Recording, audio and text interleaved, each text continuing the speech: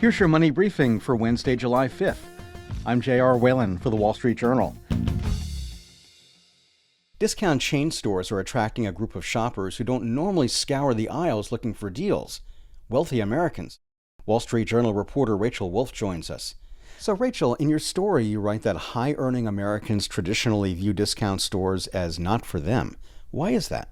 There are a few reasons, the biggest among them being that they didn't need to shop at the dollar store. There was also a stigma attached to places like the Dollar Tree, and we've been seeing that disappear. So what tipped the scales in the other direction? The biggest factor was inflation. No matter how much you make, nobody wants to pay $12 for a carton of raspberries.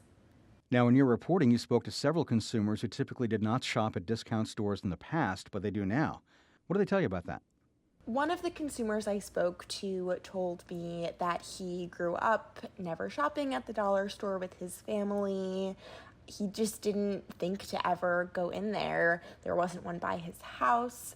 But when one of his friends, another high earner like him, brought over a whole case of kombucha and told him that she had actually gotten it from the 99-cent store, he was shocked and decided to go himself and found so many good deals that now he says he goes once a week.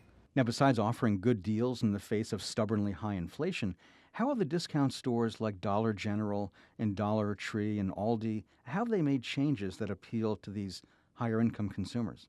So a big part of it has to do with where these shops are now located. Whereas in the past, somebody living in the suburbs might have to travel all the way downtown in order to find an Aldi. Now it's much more likely that there is one in their neighborhood, perhaps right across the street from where they might ordinarily get groceries. Inflation has come down substantially compared to where it was a year ago. How has that changed shopping habits at discount stores? Higher income consumers are continuing to shop at discount stores despite the fact that inflation has cooled. So this appears to be a shift that's sticking around.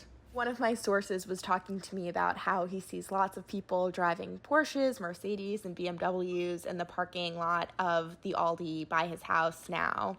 And he pointed out that no matter how much you make, you don't want to spend $4 on an avocado when you can get one for 59 cents. What role has social media played in making dollar stores more attractive to consumers?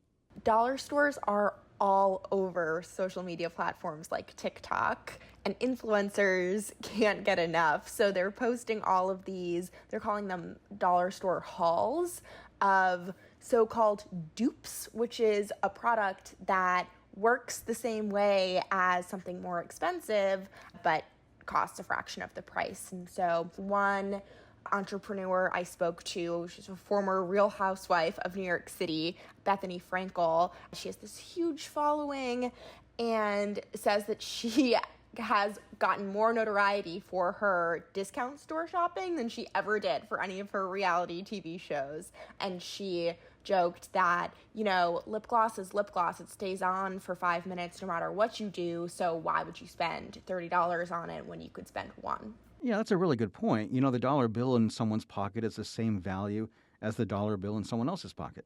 Totally. And for a lot of Americans who don't normally shop at these discount stores, this is a completely different kind of shopping experience, isn't it? It's more of a treasure hunt than perhaps they're used to, or somewhere like Aldi where you have to pay a quarter, which you then get back to reserve a cart, which ensures that you're returning the cart where it's supposed to go and they don't need to pay employees to run around the parking lot picking up stray carts. So that's a savings that's then passed on to the customers, and you have to bag your own groceries.